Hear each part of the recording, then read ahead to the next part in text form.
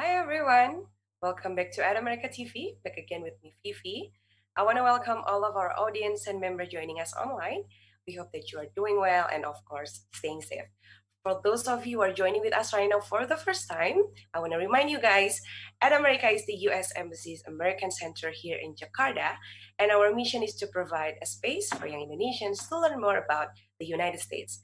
We have temporarily moved to a solely digital platform, but don't worry, you can still enjoy us from the comfort of your own home. And for those of you guys who are joining with us right now via Ad America website, Twitter, Facebook, Periscope, and Instagram Live, you can simply leave your question and say hi to us at the comment box for each platform.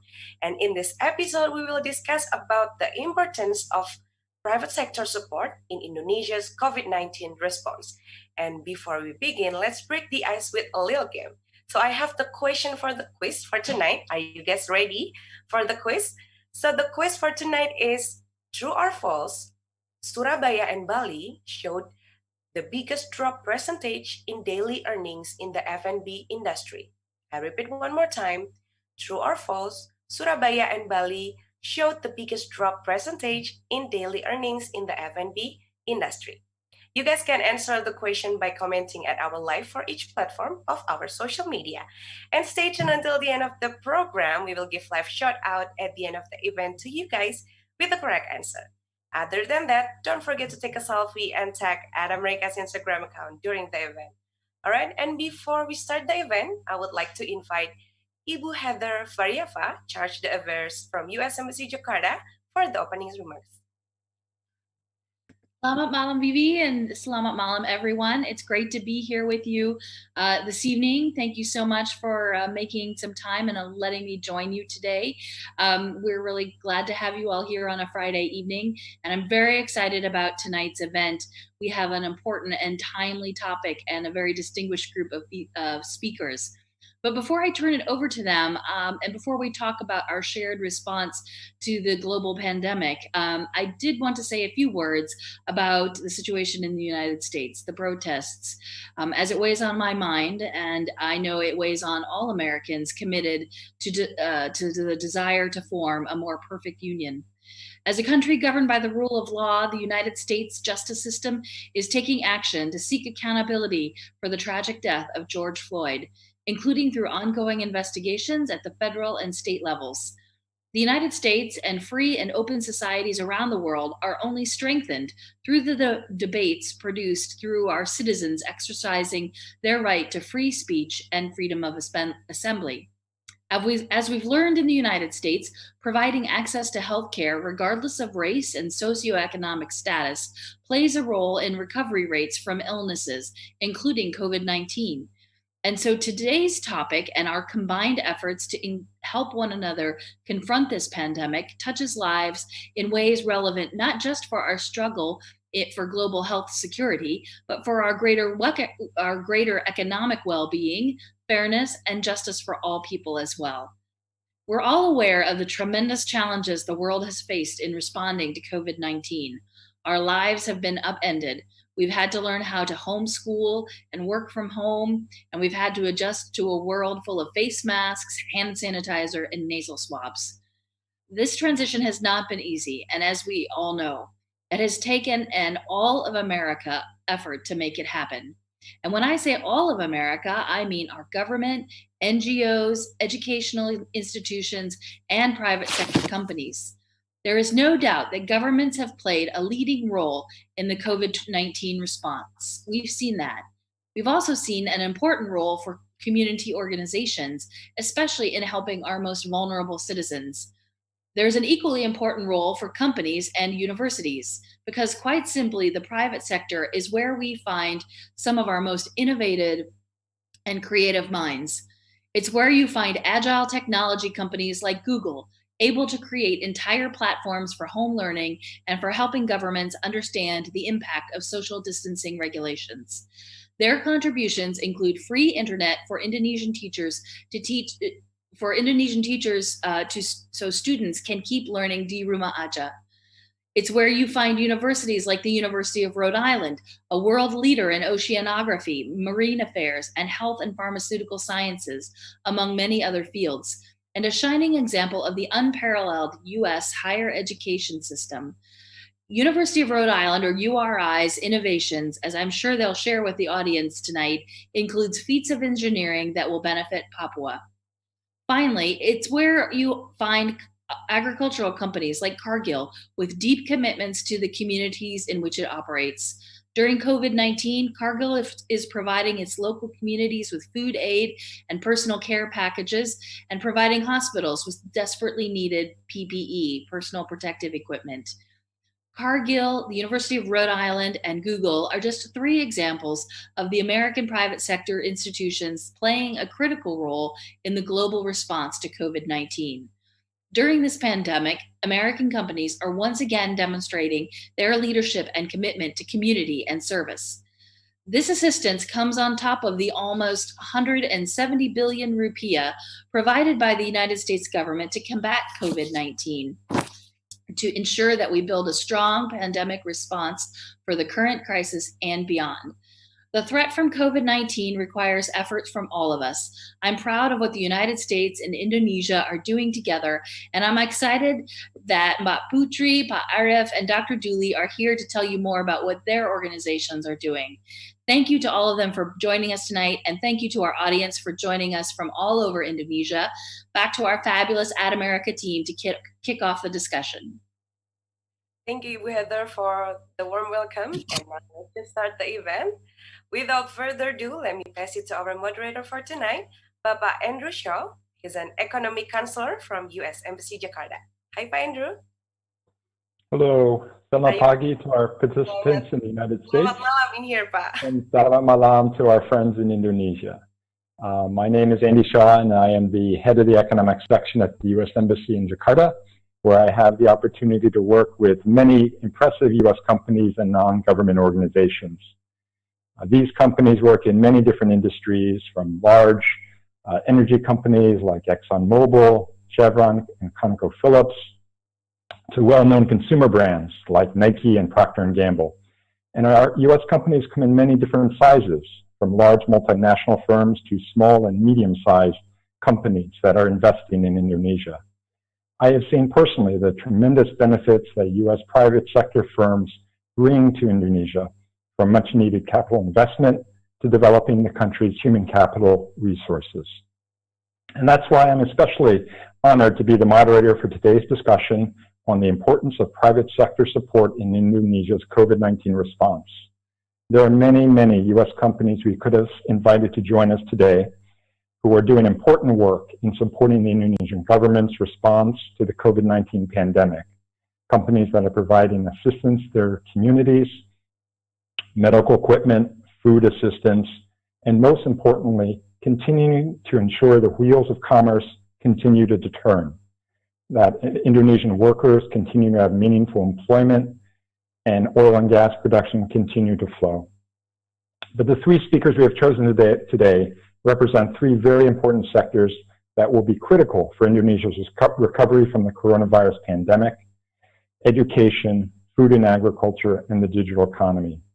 I hope this discussion today both highlights the important contributions their organizations are making in Indonesia and around the world, but also an opportunity to discuss and explore the many challenges that we all will face in a post-COVID-19 world. So it is my great honor to introduce today our three distinguished speakers. First, Dr. David Dooley is the president of the University of Rhode Island, where he served since July 2009.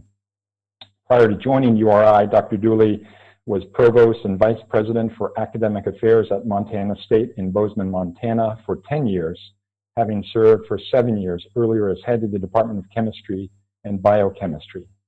Dr. Dooley earned a bachelor's degree in chemistry from the University of California in San Diego and a PhD in chemistry from the California Institute of Technology in Pasadena. Our next speaker will be Arif Susanto, Director of Corporate Relations for PT Cargill Indonesia. Many people may not recognize the name Cargill, but it is one of the world's largest food and agricultural companies with operations in many, many countries, including Indonesia. Pak Arif joined Cargill in 2013, where he is responsible for managing the company's relations with the Indonesian government and other stakeholders. Previously, he worked for 15 years for PT Freeport Indonesia, where he last served as head of social and local development. Pak Arif received his bachelor's degree in engineering with a focus on architecture from the University of Udayana in Bali. Our third speaker is Putri Alam, head of government affairs and public policy for Google in Indonesia, where she covers digital economy issues, including privacy, data management, and e-commerce. She also heads Google Indonesia's efforts on digital literacy and upskilling programs. Prior to Google, Mak Putri was a government and public relations manager for Nike, covering Indonesia, India, Malaysia, and the Philippines. And prior to that, she worked for the U.S. ASEAN Business Council, both in Washington, D.C. and in Jakarta. She holds a bachelor's degree in computer science from the George Washington University in Washington, D.C. And with that introduction, let me invite our first speaker, Dr. David Dooley, to make his presentation. Thank you very much, and greetings from the state of Rhode Island. It's very early here, but I'm delighted to join you today. I'd like to thank Charge d'Affaires Heather Variava for inviting me to join this important discussion today. It's important to the university, and we appreciate the opportunity to share with you some of the work that we're doing here in Indonesia. Ibu Heather has been a kind and gracious supporter of the University of Rhode Island's partnerships in Indonesia since 2015, when she was general counsel in Surabaya. That year, she met our URI health students seen here, who were studying with Erlangga University's Faculty of Nursing. Thank you, Ibu Heather, for your continued support of URI's work in Indonesia. As a background for those of you who may not be familiar with the University of Rhode Island, this is a view of our main campus. We are an American state-located research university in Rhode Island with national land and sea grant status and major research funding in a host of areas which are important to Indonesia and to the United States. We're also a coastal state with deep maritime traditions and a strong health research sector. As a result of this, the University of Rhode Island has become a world leader in oceanography, ocean engineering, environmental management, water quality, health sciences, pharmacy, and in many other fields. We work around the world in South America, Africa, and Asia, Europe, including, and most importantly, Indonesia.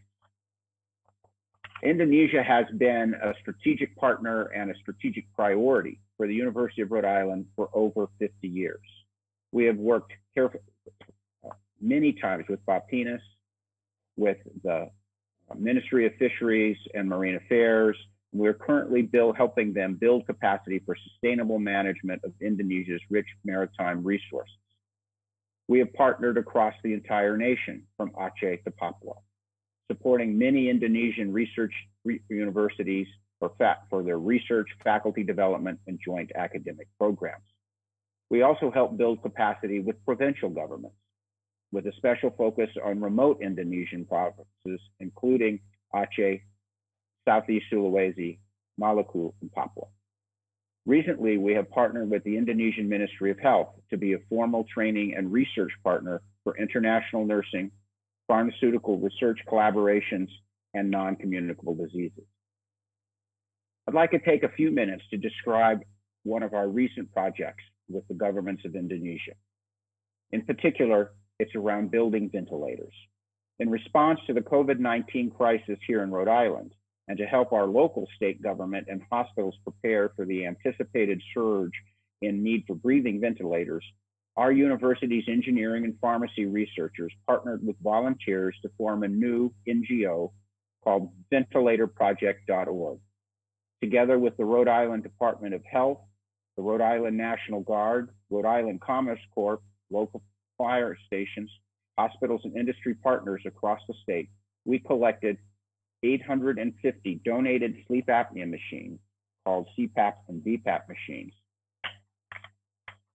With our partners, medical doctors, and URI researchers, we refurbished these machines with innovative redesigns so that they can serve as supplementary ventilators to hospitals and for treating patients affected by COVID-19.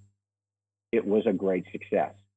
Rhode Island local demand was met and even exceeded to help save lives. We then shared the ventilators we created with other states in America to help them meet their needs as well. And most recently, we've begun sending these instruments to our international partners. I'm pleased to announce that our university is donating complete COVID-19 ventilator kits to the Indonesian Ministry of Health, which reports to us that ventilators are still very needed in Indonesia, despite a similar ventilator initiative by local Indonesian universities. And we've also donated ventilators to the Papua Department of Health. Papua reports they have not received any additional ventilators since before the pandemic and are relying on existing old ventilators in Papuan hospitals. Over 100 URI professors, staff, and students, including URI students from Indonesian ministries in Papua, volunteered to assemble the ventilator kits for distribution around the world. And you see many of them featured in this image. Each ventilator kit is complete with all the equipment needed for each patient. Instruction cards come with each kit with graphics to show how to use the ventilators properly and safely. With a degree of innovation, they come with special hoods that block possible infections from patients to their hospital caregivers, therefore confining the virus to the individual who's being treated. To date, we are working with doctors in 10 different countries to ensure our kits are available to their healthcare workers in the Bahamas, Ecuador, Mexico, Peru, Nicaragua, Haiti, Nigeria, Philippines, Timor, and of course, Indonesia. Our first 2 ventilator units arrived last week at the Indonesian Ministry of Health and in Papua for testing and approval. Very good news. On Monday, the Ministry of Health gave approval for our ventilator kits, confirming that they meet all specifications. 2 days ago, following ministry approval, Papua started using their first URI-supplied ventilator on a sick COVID-19 patient in the Jayapura General Hospital. Based on this news, we are now finishing assembly of 140 more ventilator kit donations to Indonesia to ship as soon as possible. For Papua, the most remote province, I want to thank the American company Freeport Indonesia for kindly donating the full cost of air shipping these ventilators to Indonesia, to Jayapura. Together with these key Indonesian public and private partnerships, and through URI researchers and Rhode Island volunteers, we hope enduring partnerships with Indonesia can help save many lives in both of our countries. Beyond that, we are working with our partners in Indonesia to provide education support during and in the aftermath of this pandemic. The pandemic has not only endangered people's health, but also their livelihoods. And for students, including many of you potentially listening now, has threatened your education. With COVID-19, international education opportunities have been threatened, often put on hold, or even lost. With several of our partner governments and universities in Indonesia suffered this same problem and reached out for us to help. Working closely with our Indonesian partners, we are designing innovative approaches to online learning. We are blending targeted URI curricula, new learning methods, live distance classrooms with in-person support from local instructors at Indonesian partner institutions and universities. Our first program launched last month in the hardest location of all in Indonesia due to the remoteness and lack of access, namely Papua. Currently, URI undergraduate courses, together with English classes from our Rhode Island's partners, are being taught in Jayapura through the Papua Language Institute. Our local partner instructors come from Cendrawasih University and other national and international universities. URI professors teach live courses in the Papua morning, when it's evening here, and the local partner instructors support learning in Papua's afternoons, when we and Rhode Islanders are fast asleep. It is going very well. The URI professors, local instructors, and Papuan students all report having a wonderful collaborative learning experience. In 10 more days, URI will start delivering our first graduate classes in Papua. This rapid and innovative launch of new programs would not be possible without the support of the Papua government and the hard work of many people both in Papua and Rhode Island. If the pandemic continues, we're preparing to launch URI bachelor's programs and master's degree courses in Papua starting in September using this blended learning collaboration. For many, these blended online courses may conclude when the pandemic is over. And then they can travel to URI and finish their degrees on our beautiful campus and our excellent world-class facilities, or transfer credit to other universities to complete degrees started with URI. And some may even choose to stay in Indonesia and complete their entire URI degree online. All of these are possibilities. Beyond Papua, URI is working with several national universities to create new learning postgraduate programs for Indonesia. In Aceh, at Uncia, we have designed a split site degree program for URI Masters of Environmental Science and Management. This first year will be the first year we're teaching this using URI curriculum with blended co-instructors from URI and Uncia professors. The second year can be at URI in order for the students to finish their master's degree and have access to the incredible facilities for their studies at the University of Rhode Island. For the rest of Indonesia, we are advancing similar split-site blended master's programs with the Bogor Agricultural Institute and with Hasanuddin University in Makassar. Together, these blended programs help overcome the barriers to international education created by the COVID-19 pandemic, allowing international education to be more available, more accessible, and more affordable. We are very, very dedicated to this partnership with Indonesia. It is one of the most important priorities we have at the university. And while this pandemic demonstrates a real danger from being globally interconnected, it also teaches us that our greatest strengths and clearest innovations can come through global partnerships. Thank you very much for your attention today. Thank you very much, Dr. Dooley. May I now invite our next speaker, Pak Ari Susanto from Cargill, to make his presentation.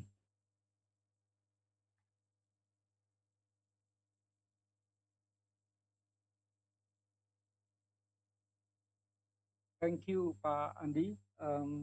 Selamat malam, Ibu Heather. Good evening, good morning, everyone. It is great for me to be here for sharing what Cargill Indonesia have been doing so far to support the government and local communities surrounding our facility during this COVID-19 pandemic. I would like also to appreciate U.S. Embassy Office in Jakarta and the America for hosting this event. Before I go to the presentation slide, let me introduce myself. I'm Arif Susanto, that Andrew already introduced as well, that I'm now representing Cargill Indonesia in this great event. My role as a corporate affairs director of Cargill Indonesia that mainly manage government relation roles and directing communications and corporate responsibility program in Indonesia. Next slide, please. I believe that you all have known Cargill, but I'm happy to share a bit information about Cargill in global level. We are a private company, mainly in food and agriculture sector based in United States. And our headquarter office is in Minneapolis. Minneapolis has become very famous recently, actually. But Cargill is a global company with more than 150 years of experience. Currently, we are working in 70 countries with 160,000 employees. Cargill is being trusted by customers in more than 125 countries. And our purpose remains to nourish the world in safe, responsible, and sustainable way. Next, please. Cargill has been in Indonesia since 1974. We started the business from a feed mill factory in Gunung Putri, West Java province. And now we have expanded our business, including sweeteners, cocoa processing plant, copra crushing plant, palm oil, and to the poultry business. All these businesses are to support our loyal customer, government, and employees. Currently, Cargill Indonesia has facilities in 14 regencies within 11 provinces, employing more than 20,000 Indonesian employees. Next, please. COVID-19 pandemic has impacted to more than 200 countries in the world. This is a difficult and unprecedented situation for all of us. We started to learn about this pandemic when the coronavirus began to spread in Wuhan, China, and we have directly connected with our team in China and in coordination with our global team. Our executive team leaders and also other leaders in other countries level have been trying to find avenue to help our colleagues in China, identifying their needs and how to best support to the employees, the communities in China. In parallel, learning ahead on developing the health protocol to prevent the spread of COVID-19 to our facilities where we operate, which indeed is the case as we know today. Next. Our global leaders urgently develop global policies addressing the safety of all employees and how we can support the communities where we operate. For employee, Cargill enacted the work from home policies ahead to ensure our employee remain safe and productive. For employee in our production facility, we made sure that each company follow a strict COVID-19 protocol, including having their temperature check, physical distancing within facility, among others. For CSR, our focus remain aligned with our core purpose, which is to secure the nutritional needs of our communities. Meanwhile, we also make sure that although we have a global policy guideline, each country leaders need to make sure to align with its respective government policies and regulations. Next, please. At Cargill, one of our business value is to put the people first. When the government announced the first COVID-19 outbreak in early March in Indonesia, we have immediately started to establish a COVID-19 crisis management team in Cargill, Indonesia. For example, in Jakarta office, we decided to implement the working from home policy for 90 to 95% employees since early March. While in the factory, we manage non-essential employees that do not directly relate to the operation also to work from home. We appreciated when the government issued the policy of social distancing, social restrictions that we call PSBB in Indonesia. In the meantime, still allows certain sectors to operate the business to support the economic. Cargill in Indonesia, as part of the food industry sector, can still operate by implementing the health protocol to prevent COVID-19. Having most of our office employee working from home is essential to ensure their health and safety. We provided them with a health kit such as a temperature device, mask, and hand sanitizer. As we know, it was difficult to get those things in the market.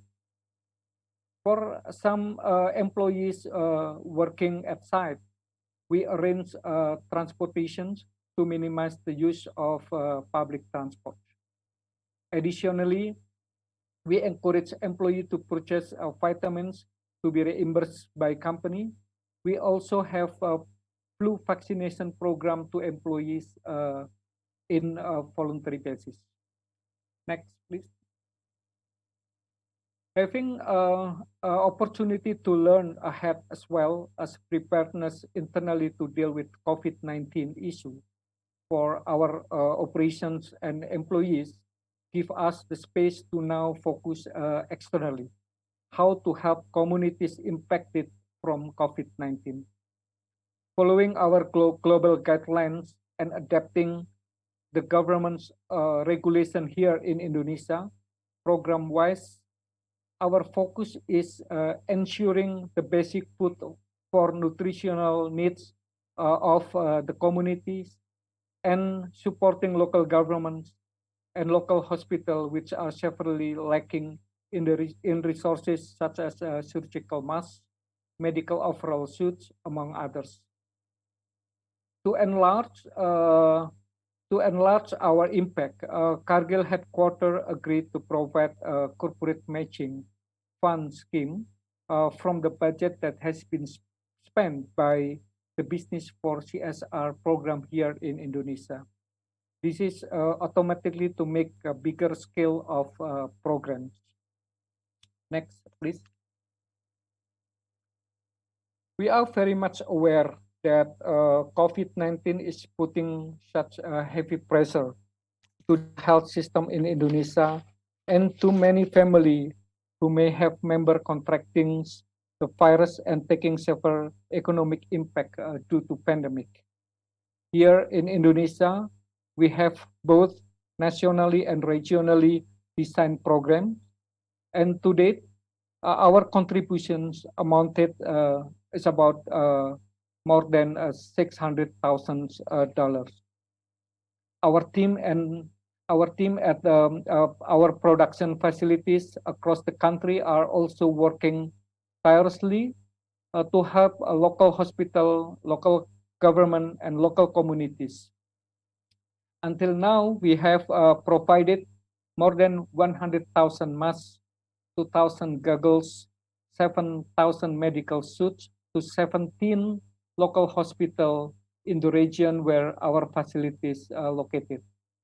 We have also provided more than 26,000 basic staple foods packages to communities surrounding our facilities.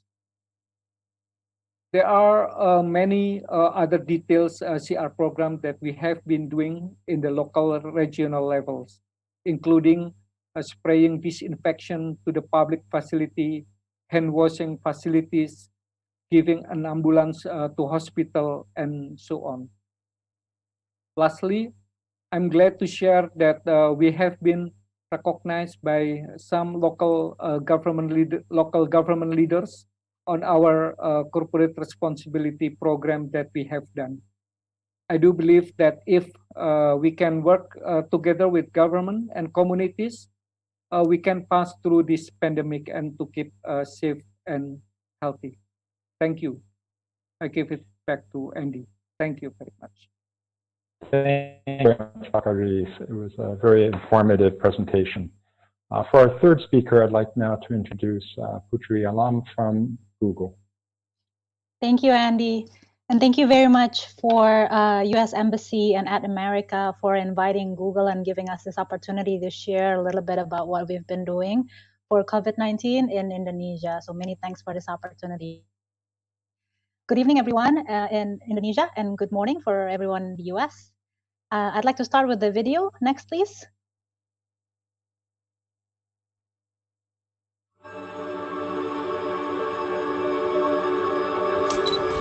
It's time to save lives. So please, let's help each other by getting through this one patient at a time. ตอนนี้หมอพยาบาลเจ้าหน้าที่ทุกคนเราทำงานกันอย่างเต็มที่ Soliter adalah solidaritas. Jaga jarak, hindari keramaian. If you can, go donate to hospitals. Every hospital is lacking supplies. Kami tetap bekerja untuk kamu. Kamu tetap di rumah untuk kita semua. Terima kasih banyak atas kerja kerasnya. Sa inyong pagsakripisyo, madamo rin na salamat. बहुत बहुत शुक्रिया. तुम सब आपके साथ हैं। Thank you, Dr. Anasis.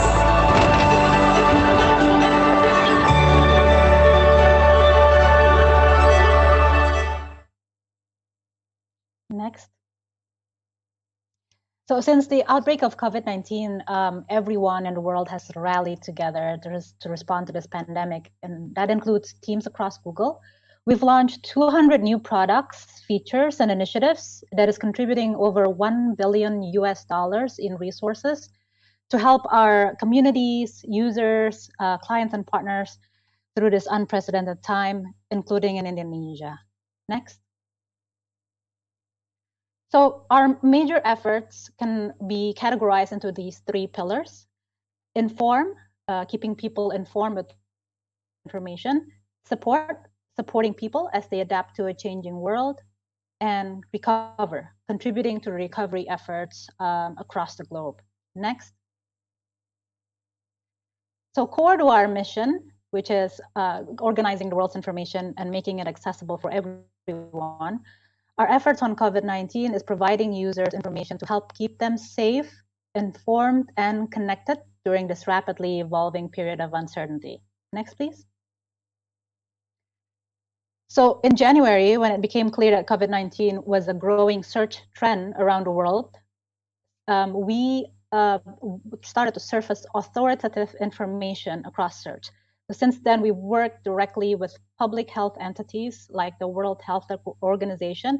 And here in Indonesia, we work very closely with the Ministry of Health, or the Kementerian Kesehatan, and the Gugus Tugas COVID-19, or the Indonesia COVID-19 Task Force, to make their official authoritative information accessible through a comprehensive search experience. So now when users search for queries related to COVID-19, they'll immediately see local guidance and info about symptoms, prevention, and treatments, as well as new data and visualizations. Next, please. We also launched a quick solution called SOS Alerts. So in January 31st, on January 31st, the same day that the WHO deemed that COVID-19 outbreak is a public health emergency, we launched an SOS alert globally in English, followed by translations in over 24 languages, including Bahasa Indonesia. These alerts feature the latest news and direct access to safety tips and resources. And we also work with health ministries around the world, including in Indonesia with the Kementerian Kesehatan, to add locally relevant resources from authoritative organizations like the Kementerian Kesehatan and BNPB, or the Gugus Tugas COVID-19. Next, please. Another way we leverage our platforms is to promote important messages through a homepage link to Stay Home, Save Lives guidance, and outlining the 5 things everyone can do to help stop coronavirus, which generated 2 billion impressions or views. In Indonesia, we launched a campaign together with the Gugus Tugas COVID-19 that was led by BNPB to do a Lakukan 5 Hal campaign to inform the Indonesian users the 5 basic things to do to avoid the virus. Next, please. We also committed $250 million in advertising grant to help more than 100 global government agencies and the WHO to provide information on how to prevent the spread of COVID-19 and other measures to help local communities. And this is including our grant for the Kementerian Kesehatan, or the Ministry of Health, as well as the Gugus Tugas COVID-19. In addition, we've committed $20 million in advertising grant to community, financial institutions, and NGOs, specifically to run public service announcements on relief funds and other resources for small and medium businesses. Next, please. We also rolled out a new site at google.com/COVID-19 to connect users with trustworthy information on coronavirus in 40 markets, including Indonesia, in local Bahasa Indonesia. And here people can find local information, safety and prevention tips, search trends related to COVID-19, and further resources for individuals, educators, and businesses. Googlers from nearly 20 different teams are constantly collaborating on the site, updating the content as the situation evolves, and ensuring it is accessible to all users, especially those most at risk. Next, please. So YouTube is also showing users information panels about COVID-19.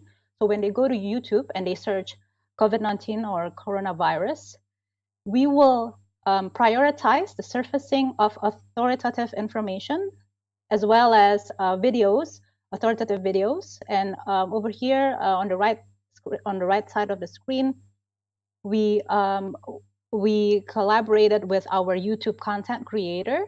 Her name is Clarion Hayes, Dr. Clarion Hayes, who interviewed the spokesperson, the national spokesperson for COVID-19, Bapak Yuri, and to show, to deliver more than, and these efforts deliver more than 20 billion impressions on these COVID-19 information panels to date.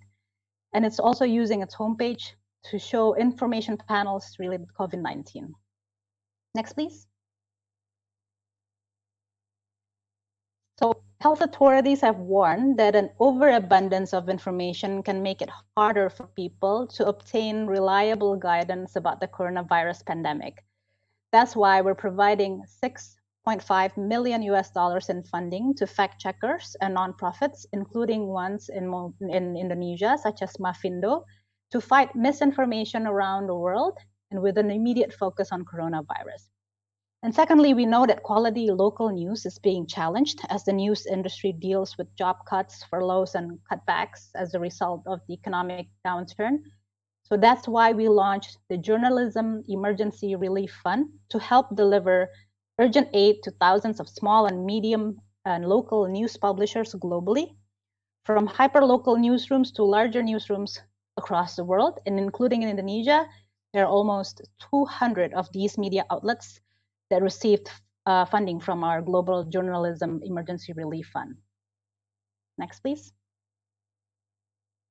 So in addition to empowering partners to fight misinformation, we're also actively enforcing our policies across products. We've blocked and removed tens of millions of coronavirus-related ads over the past few months for policy violations, including price gouging, capitalizing on global medical supply shortages, making misleading claims about cures, and promoting illegitimate unemployment benefits. YouTube has manually reviewed and removed thousands of videos related to dangerous or misleading coronavirus information since early February. And these extra precautions, including those across other products such as Google Maps and Google Play, are in addition to our daily work to uphold our existing policies to prevent misinformation. So in Google Play Store, we prevented anyone from publishing a COVID-related apps unless they are endorsed by the government. Next, please. On support, in a short time, COVID-19 has changed how people live their lives, from small businesses to parents, to teachers, to students. And we're creating resources to help users adapt to a changing world. Next, please. As of April, over 90% of the world's student population faces school closures, and educators face the challenge of teaching remotely at an unprecedented scale, and in some cases for the first time. To help, we created Teach from Home, or in Indonesia, we launched it as Mengajar dari Rumah. We are partnering with Kemendikbud, or the Ministry of Education, to launch this platform that is a central hub of information, tips, training, and tools from across Google for Education to help teachers keep teaching even when they aren't in the classroom. Also with the Ministry of Education, we launched a program that enables teachers to get 30 gigabytes of mobile data plan to help them in remote teaching. And we give this away to 10,000 teachers across Indonesia. Hundreds of millions of students and educators are using Google Classroom, and the number doubled since the beginning of March. And so we rolled out more Google Classroom, part of the Google Suite for Education, just a free online learning platform for everyone, including Jakarta rollout for 1.8 million students and teachers across the Jakarta education system. We also launched Learn at Home, and enhance the YouTube Learning Hub to help parents and guardians complement family learning with supplemental learning content and activities. From Khan Academy to Sesame Street to Code.org, these resources spotlight content across math, science, history, and arts from popular learning channels. We also launched the Edu Creator Academy here with the Ministry of Education to train over 200 education-focused YouTube creators, content creators. Additionally, as part of our $50 million Google.org, our philanthropic arm, we're also announcing a $10 million distance learning fund to support organizations around the globe, including Indonesia, that help educators access resources they need, particularly those for the underserved communities. Next, please. And through September 30th, 2020, all G Suite customers can use the premium Meet video conferencing features, like larger meetings, up to 250 participants, and doing live streaming and recording for free. As mentioned, so this features usually is only for our premium customers, but we made it all available for free for everyone. And as the world looks to connect virtually, we've supported roughly 3 million new Meet users a day, including both workers and classroom, but also people looking to connect with family members and host virtual dance parties. Grow with Google, our program in skilling communities, also consolidates tools and resources to help people stay connected and productive, including training. And we do this in Indonesia with our local program called Gapura Digital. Before COVID, we've been doing it with a face-to-face training for free for small and medium businesses. And so far, we've trained over 1.5 million small and medium businesses of Indonesia. But now, since COVID-19, we're moving it online. So we're very happy that we can still continue to do this great initiative through online, through digital means. Next, please.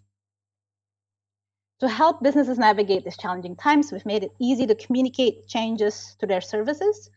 So if businesses need to change their hours, temporarily close, or change the types of products and services they offer, we help them update their information on their online channels through Google My Business. Next, please. And beyond looking to help in the classroom or at work, we know that people everywhere are looking for a sense of culture, community, and connection during the downtime spent at home. On YouTube, we launched a Stay at Home With Me campaign in Indonesia. It's Di Rumah Aja Sama Saya, working with over 700 content creators to urge their combined 2 billion subscribers to stay home with videos like Bake With Me, Work Out With Me, or Jam With Me. We're also in Indonesia supporting cultural moments with live streams, such as the Satu Indonesia Buka Bersama, or the One Indonesia Breaking of the Fast event, where Indonesia viewers turn in to do online iftar together with the Vice President Maruf Amin. Next, please. And lastly, our last pillar on recover. With so many across the world working rapidly for a cure and toward recovery, Google and Alphabet companies are contributing to resources, research, and relief to help get society back up and running. Next, please. We launched together with Apple, we teamed up to create a contact tracing API. On April 10th, we announced this joint effort. It enables the use of Bluetooth technology to help governments and health agencies reduce the spread of the virus, with user privacy and security central to the design. A number of public health authorities, universities, and NGOs have been doing important work to develop opt-in technology so users can receive notification of potential exposure to COVID. So Apple and Google are collaborating together to create application programming interfaces, or APIs, and operating system level technology to assist in enabling this important public health capability. Next, please. We also provide mobility reports to help authorities to see in aggregate how their social distancing measures are working. And we're also releasing mobility data sets to select epidemiologists working on COVID-19 with updates to an existing aggregate anonymized data set that can be used to better understand and forecast the pandemic. Next. We know that We know that small businesses are the backbone of an economy. So in addition to the product solutions we detailed on the previous slides, we're also committing funds and resources to help SMBs weather the storm of this pandemic. And as part of our $1 billion contributions, we're launching a $200 million investment fund to help provide small businesses with access to capital. This is in addition to the $15 million in cash grants by Google.org that is already providing to nonprofits to help bridge these gaps for SMBs. Next, please. We're also helping job seekers, as the staggering number of people who have already lost their jobs due to the economic turbulence. And we're ensuring that our products are working to surface the information they need to take their next step. We recently announced an experience within Job Search in Indonesia to connect people with quality remote jobs so they don't have to come in to their job sites and search for unemployment benefits from directly within search. Next, please. Our philanthropic arm, Google.org, which is bringing the best of Google to help solve some of humanity's biggest challenges by combining funding, innovation, and technical expertise to support underserved communities and provide opportunity for everyone. And in response to COVID, we're committing an initial $50 million and technical expertise to the global COVID-19 response, focusing our efforts in areas where our resources and people can have the most impact: health and humanitarian aid, economic relief and recovery, and distance learning. Next.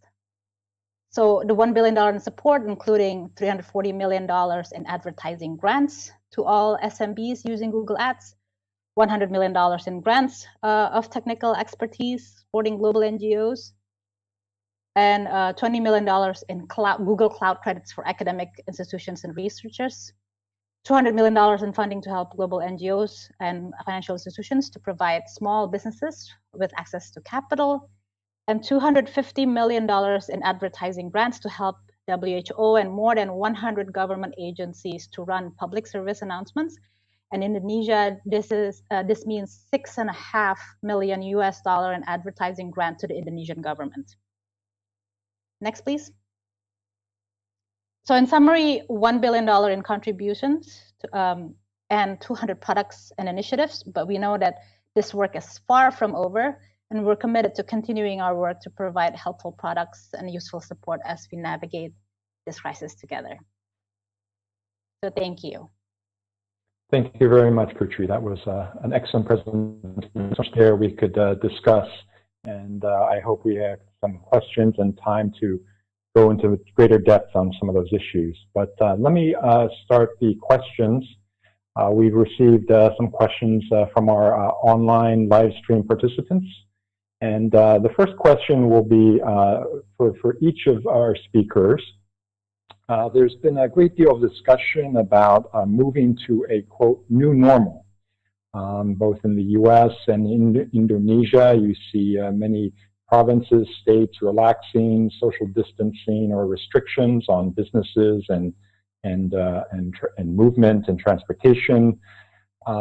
For you in your industries, in your organizations, what does the return to the new normal mean for you? Let me start with Dr. Dooley. I know there's a great debate about colleges, universities reopening this fall. Obviously, there's still a lot of uncertainty about this, but how do you think about these kind of return to a new normal? Very good question, and one we spend a lot of time thinking about at the University of Rhode Island. Couple of things on that. We are planning right now and looking forward to reopening the campus for in-person learning and living on campus in the fall. We'll be guided in that process by developments, recommendations from scientists, doctors, epidemiologists, and others. We like to be, in fact, we must be guided by their advice and their findings. But we are increasingly confident that that's what a new normal will look like for us, in the sense that we will be teaching face-to-face. We'll have students living on campus. We'll be traveling again as countries open up, rather. but with a lot of precautions. We'll be doing a lot of testing. We'll be doing a lot of things to monitor the health of our communities, asking people to self-report symptoms. We'll be maintaining social distancing in classrooms. We'll be asking everyone who's at the university and public spaces to be wearing a mask. These are prudent public safety, public health steps that the experts recommend. And we think by following these steps and implementing the appropriate testing protocols, we can open our campus with relative safety and modest risk. We have to face the fact that this will be the new normal until a vaccine is actually globally available. And that's still many months, perhaps more than a year away. Lots of scientists and companies are working full time on this. URI is participating in several ways. But as good as the early results may seem, and as promising as these new approaches to vaccine development may appear, I think we have to expect that it's still a fairly long road ahead before a vaccine can be tested, verified to be effective, and then manufactured in the amounts that will be needed to finally control COVID-19. So we have to be patient. Thank you. Thank you very much. Arif, for you in Cargill and in the food and agriculture sector, how do you ensure that food supplies are continue and is affordable for all the people, is distributed to the proper markets? How does your organization view the return to a new normal?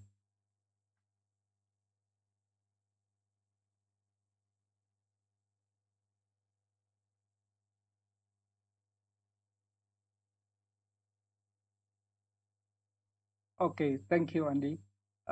Yes, the new normal is a new term for us, especially for food and beverage industry like we do in Indonesia.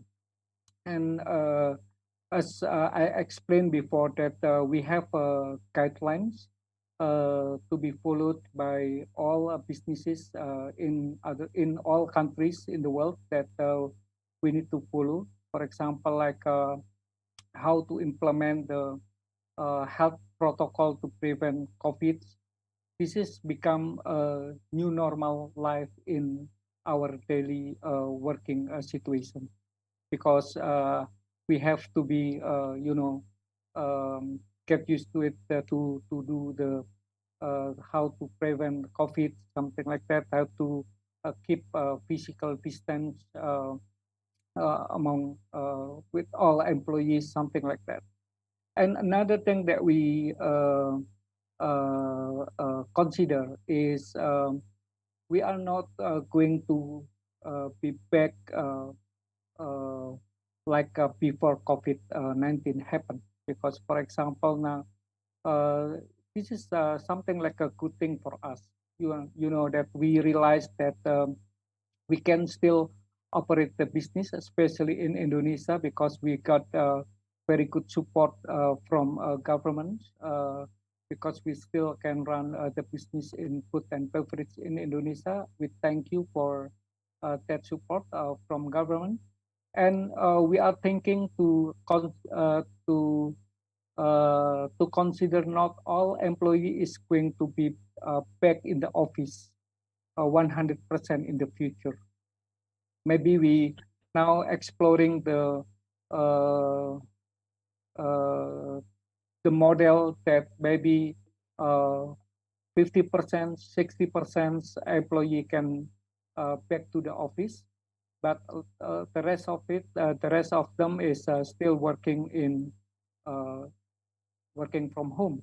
So I think by using a technology is we still continue doing the business, and we do believe that because we are in the food and beverage industry, we can still provide the product to our customer, and we of course with implementing the health protocol in our factories and our office. Great, thank you very much. And for Putri, I mean, obviously Google, Silicon Valley high-tech company, you can do a lot of things that perhaps other companies are not, or still trying to learn about doing online collaboration and learning. But for a company like Google, when you talk about the new normal, what has changed for the company? And even if there's a vaccine, do you think there'll be this movement to telework and people working from home? Is this going to be a permanent change for companies around the world? Well, I'd like to echo Arif's point. I think the pre-COVID normal we will never ever see again.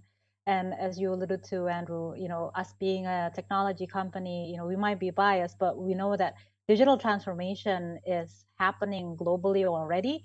But COVID-19 situation just accelerated even further. And so now, and we've proven ourselves within the past few months that through digital platforms and digital technology, we can still be creative and innovative. And I see this especially true for Indonesians.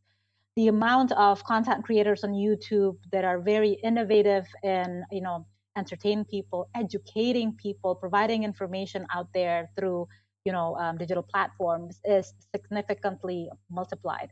Same thing with app developers. They created many creative apps that we've never seen before. So I think this new normal is actually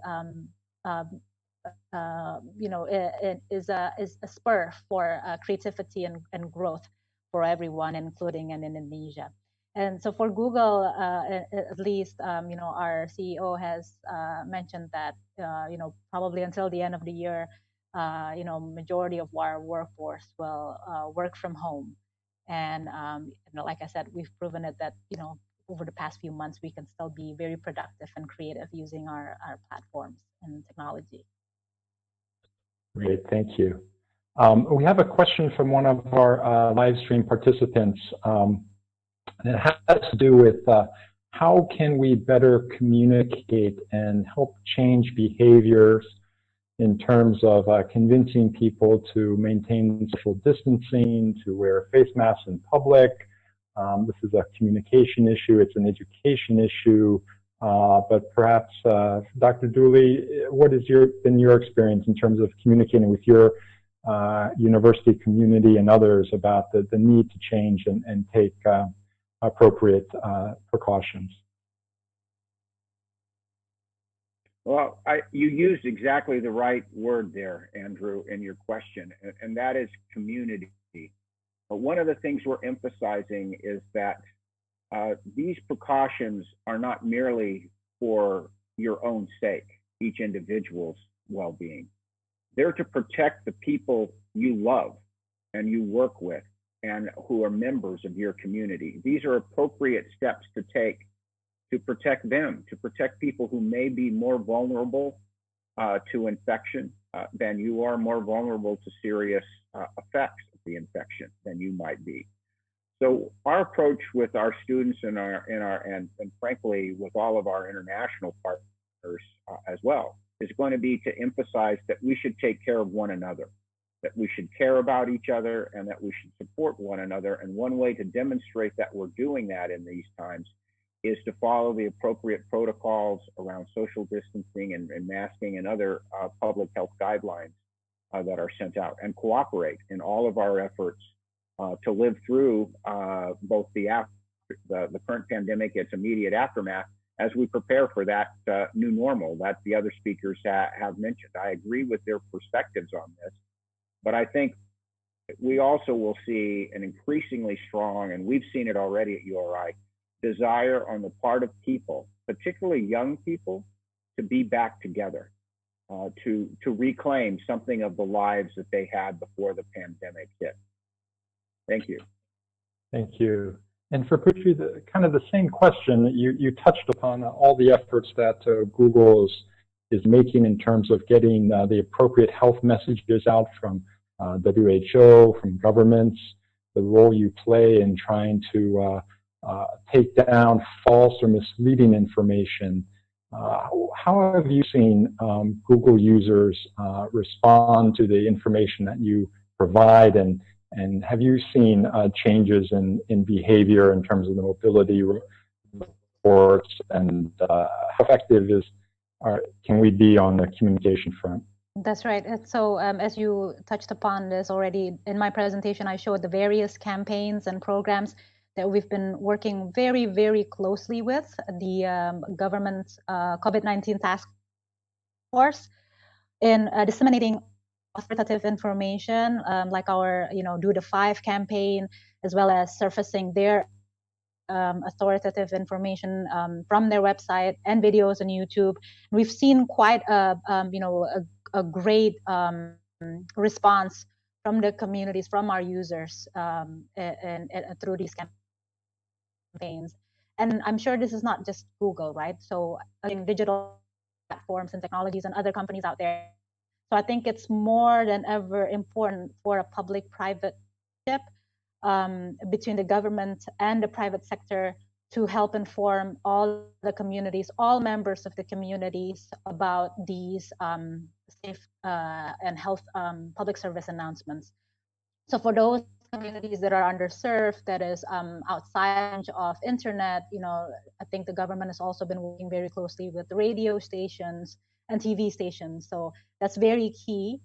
As well as, Indonesia is such a gotong royong community, and so we're very close-knit community, right? So I think leveraging NGOs out there that can reach out to communities and do it a traditional way, by educating family members and family about these precautionary measures and public service announcements.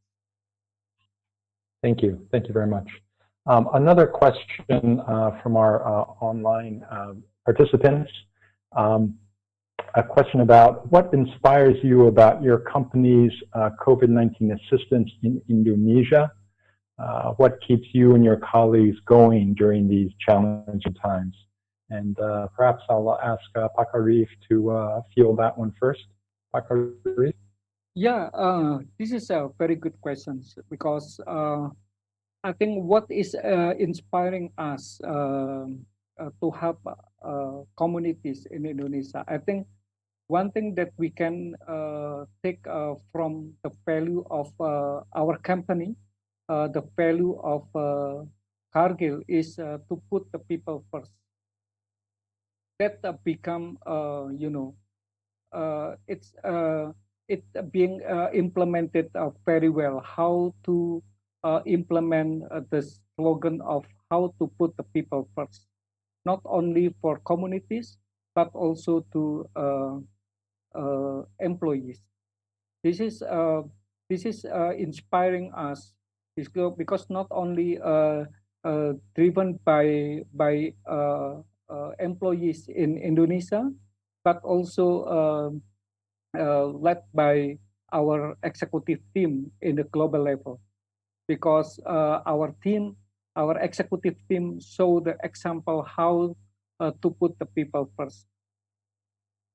The communication from our executive team to all employees is become it's very, very often and in regular basis to give the spirit to the people, to make sure to the employees, to make sure that all employees safe and healthy.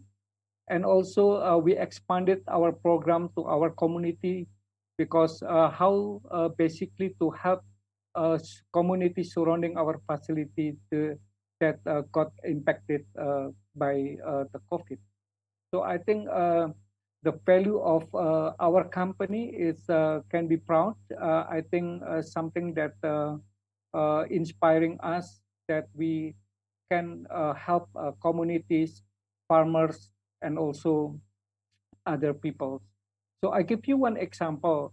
When we had a program to help one elderly nursing house in Jakarta, because when we have a program to give sembako to that panti jompo, actually we are working with the local agent here, local NGO here, and they bought sembako directly from the farmers. One very good example is we bought a pineapple. You know, in the market a couple of weeks ago, the price of the pineapple is 2,000 rupiah per each, and we bought that pineapple to the farmers 7,000 rupiah per each. So I think this is not only helping a community but also helping farmers as well. That's the concept that we are how to put the people first. Thank you, Andy. Thank you. That was very inspiring and all the excellent work. David or Putri, any inspirational moments that you've seen in the past few months from your perspective? Well, for me, I'm sorry. Let's go, Putri, first. Sorry, David. So I think in times of crisis and in times of pandemic like this, people search for information and people search to be to look for knowledge, and people seek to be stay connected. So I think we're at Google, you know, we're very, very fortunate that our company is a technology company, you know, that has the means to you know to enable that, and staying true to our mission statement, as I mentioned earlier in my presentation, is, you know, we want to make the information accessible and organized for everyone. And this is not just information about the COVID related, but in general, as I mentioned, you know, about knowledge, about skilling. So what has inspired me is, I think, of how, you know, we've been enabling our communities and users to stay connected, to find relevant, authoritative information through this pandemic, because, you know, this is, as I mentioned, unprecedented times where you know, a slew of information keeps on coming through, and it's changing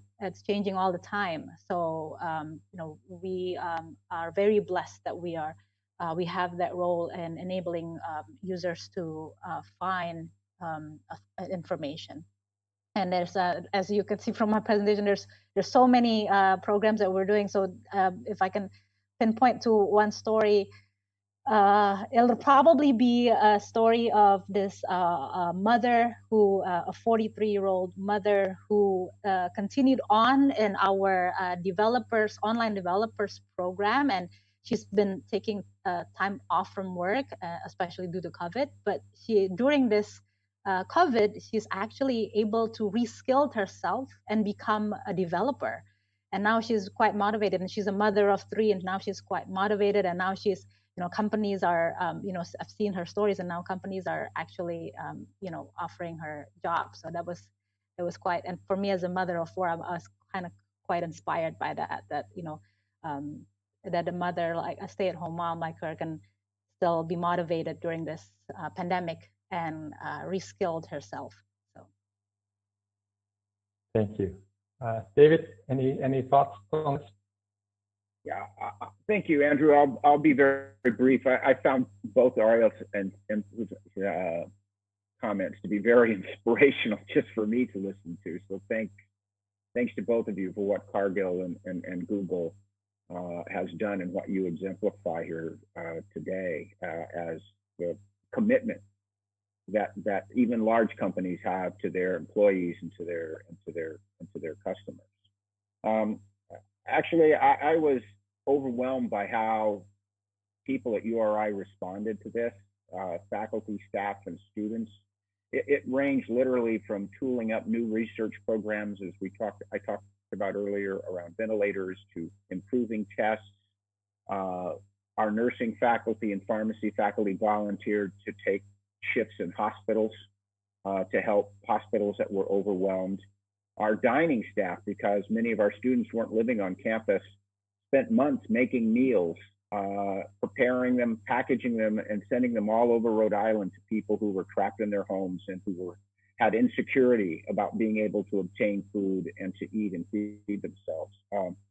It ranged across the entire campus, and it was something to see, because it was spontaneous. It wasn't directed by me or anybody else who was in leadership at the university. This just came from the people themselves who work here and who care about one another. It was a good moment, and I'm glad we have all three of us have stories like these to share. Thank you. Thank you. And we have a question from one of our Facebook participants, Adeline, who has a question for Google and Cargill about a work from home, and specifically what type of safety protocols do your companies provide? And then the question I have is also as a supervisor with a teleworking team, how do you appraise employees' productivity and performance in a dispersed workforce? Start with Aris. Okay, thank you, Andy. Yes, as in my presentation earlier, also mentioned that even though we are implementing the working from home policies to employees, we are have to make sure the employee still in how to keeping that keeping them is in shape and still productive. So that's why when we had a case COVID-19 outbreak in Indonesia, we provided them with health kits like sanitizer, mask, and temperature device to them. We send them that kits to their home directly to support their, to keep safe and health.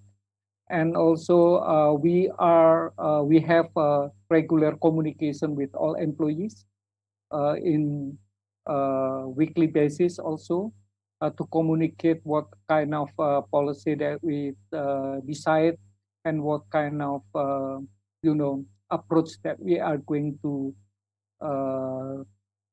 have, and to make sure every single employee have connected to their manager to update their health and also their health condition basically.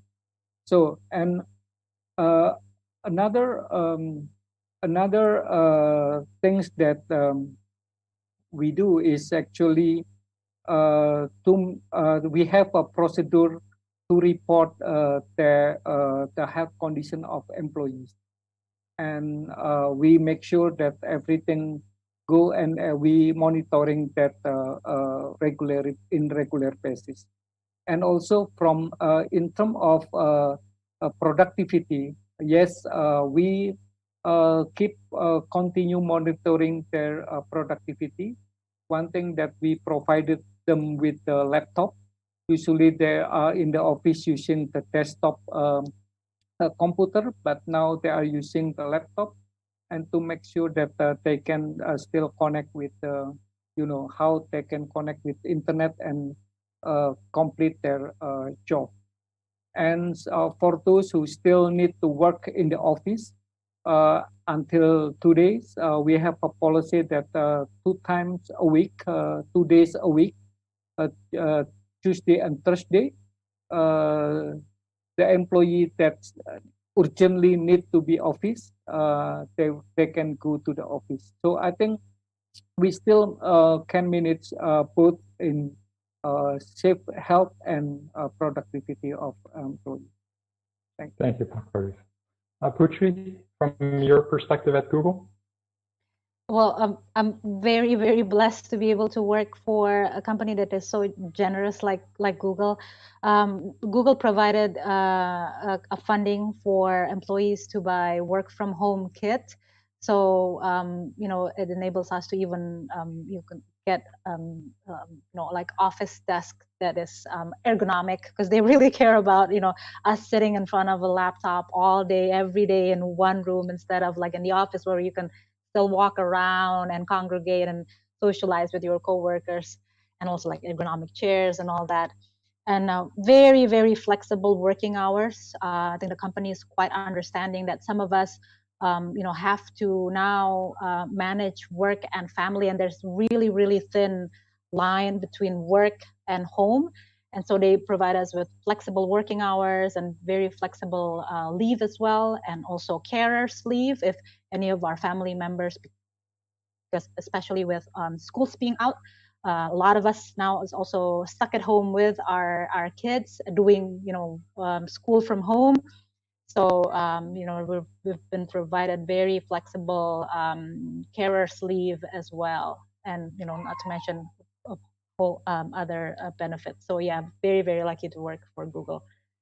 Yeah, I think your HR department is going to get a lot of job applications after the young people in Indonesia hear about your benefits and work arrangements. That's very impressive.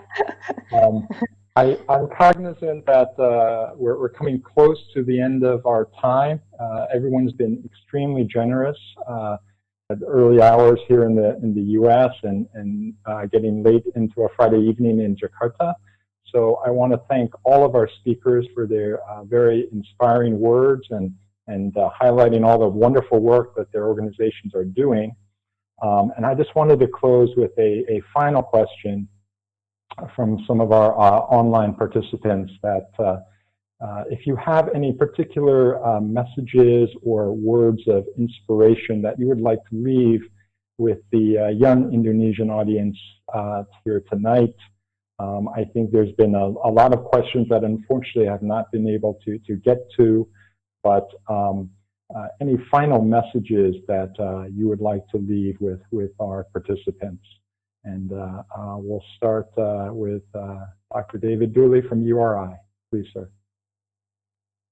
Well, thank you, Andrew, and thanks to everyone involved again for giving me the opportunity to join you this evening in Indonesia.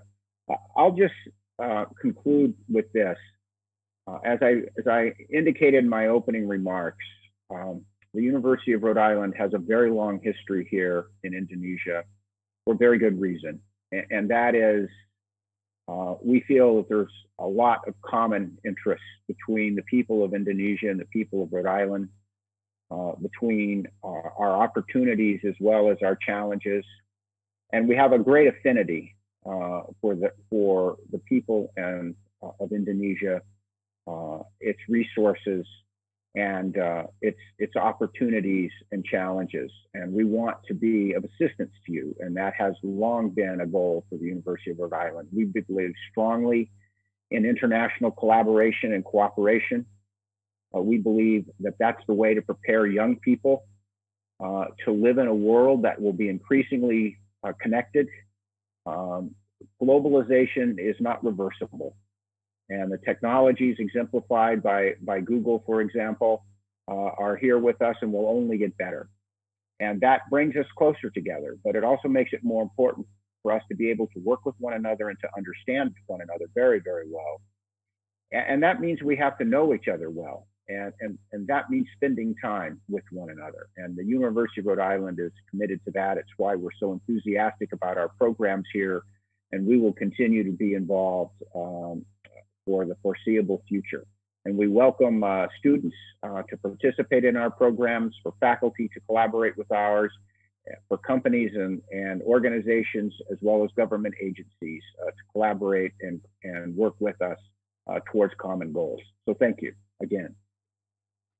Thank you very much, Dr. Dooley. I know you've got a distinguished 50-year track record of working very closely in Indonesia, and I'm sure there'll be many opportunities to continue that.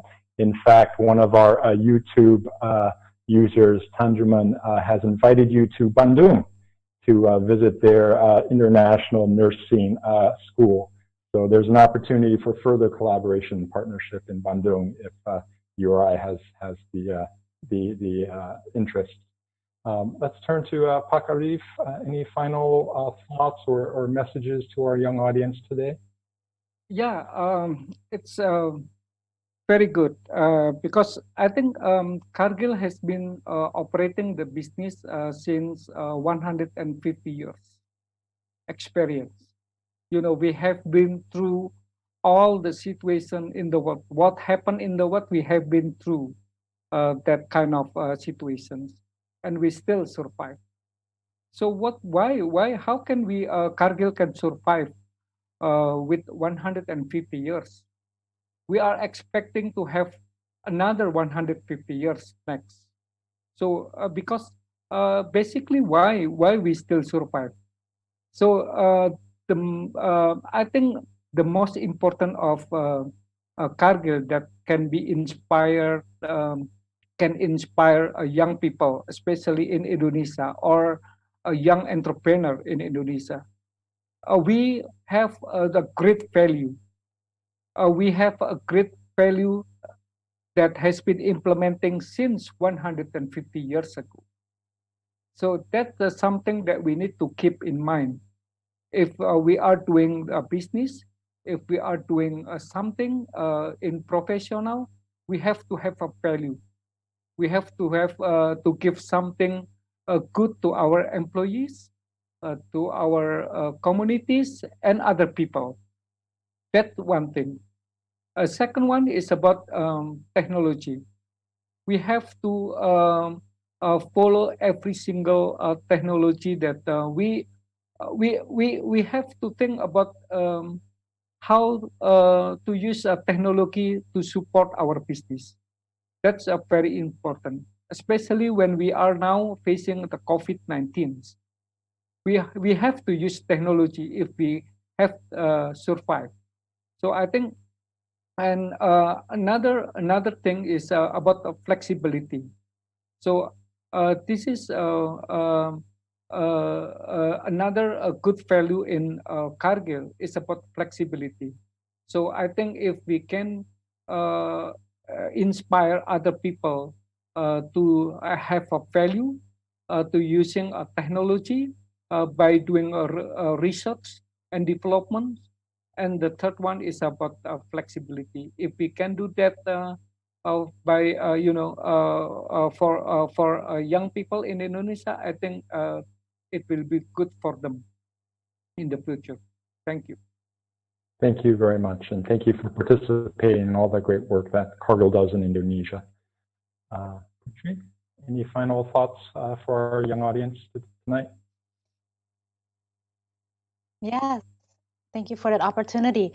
So last year during our Google for Indonesia event, which is our annual event to showcase our commitment to the Indonesian communities, our theme was Maju Sama-sama, and this Google for Indonesia event was held in November in 2019.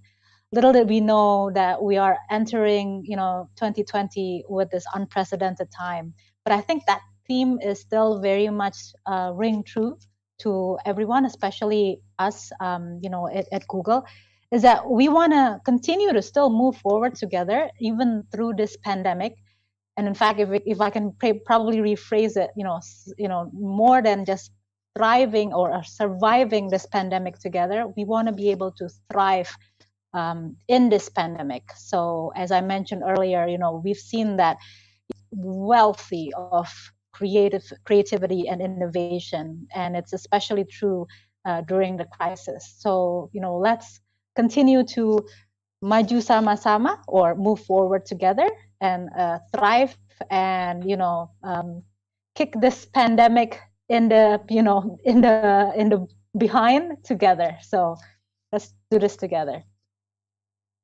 I will second that sentiment, and I want to thank all three of our outstanding speakers for sharing their time, sharing their insights, inspiring all of us to again maju bersama, and this current period. I know there's so many people working on solutions for medicine and vaccines, and I think you're right. Together we can overcome this. So thank you again, and I'll pass it back to Fifi, our e-guide. Thank you.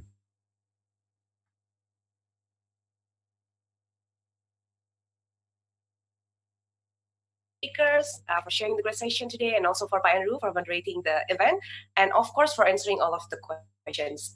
So guys, earlier in the event, we have asked you guys, true or false, Surabaya and Bali showed the biggest drop percentage in daily earnings in the F&B industry. And the correct answer is True, Surabaya experienced a 26% fall in daily earnings and Bali in 80%. And congratulations to Anton Reynaldo from Facebook for answering correctly. And thank you to everyone who has participated. Don't forget to tune in next time and get a chance to get a shout out from us. And now you may be wondering, how can you develop an